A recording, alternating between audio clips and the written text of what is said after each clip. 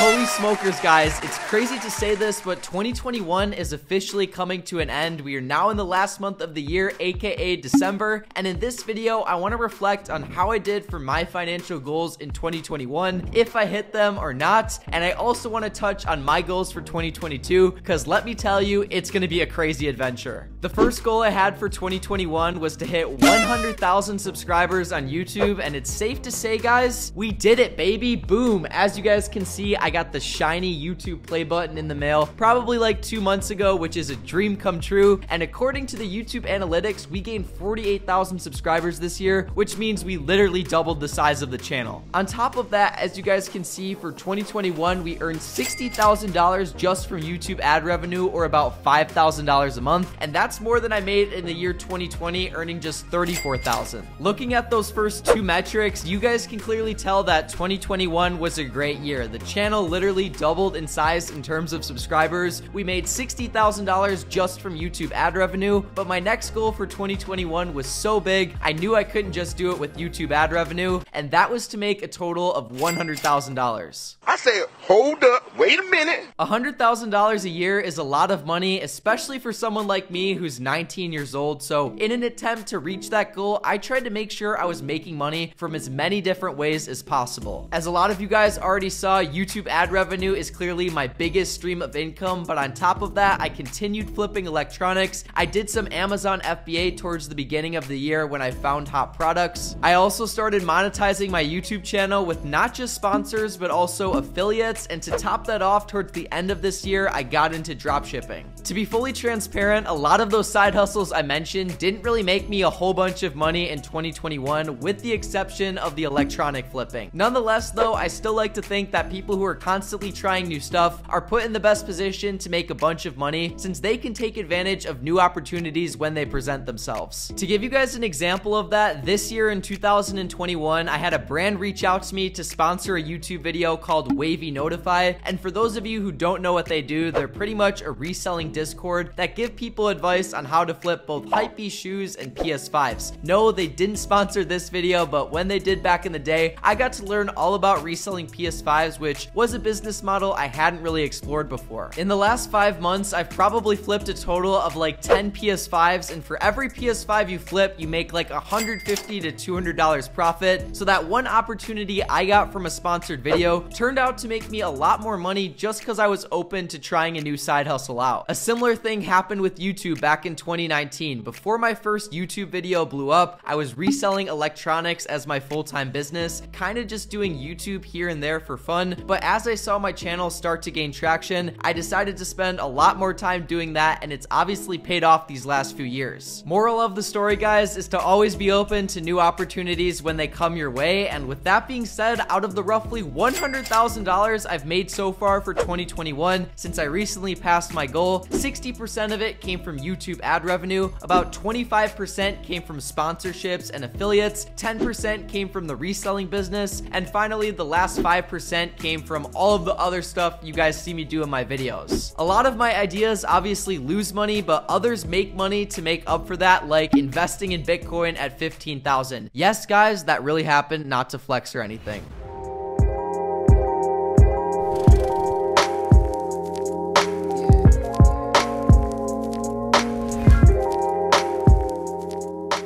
Another one of my goals for 2021 was to move out into my very own apartment, and as you guys can see behind me, I ended up achieving that goal. Back in August of 2021, I signed the lease on this place. It's definitely nothing fancy, but compared to a lot of my friends who live in college dorms and have to share like a singular tiny room, it's pretty cool. That being said though, for 2022, I wasn't sure if I was going to announce this yet, but I'm no longer going to be living in Wisconsin. Not just because at the time I'm filming this, it is literally 18 degrees outside. I'm not sure if you guys can see that, but yeah, it's super cold in Wisconsin, and on top of that, I got a really good opportunity to move to Texas with some of my friends. On that note, guys, let's head inside my apartment because I'm absolutely freezing. What's up, dude?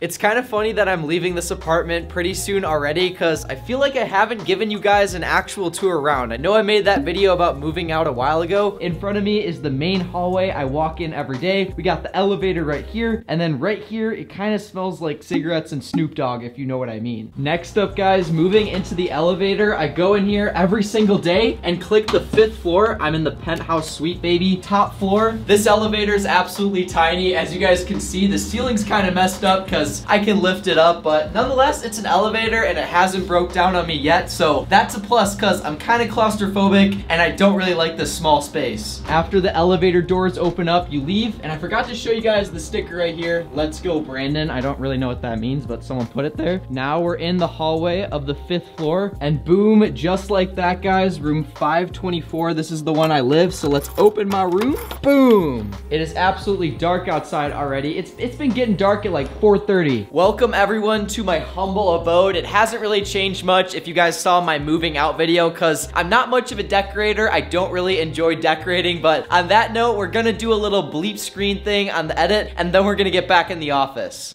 So far for the first 3 goals of 2021, I hit every single one of them, which is great because it shows 2021 was a good year, but I also set some goals for the year that I didn't hit, so let's go over those right now. The first goal I set but didn't quite achieve is to get a $100,000 net worth by the time I'm 19 years old. To be honest with you guys, at the time I set this goal, I didn't realize the extreme difference between actually making $100,000 and having $100K in investments. Once you start making any kind of money, especially if you're self-employed and start making a lot, the homie Joe Biden starts dipping his hands in your cookie jar, and next thing you know, I declare bankruptcy!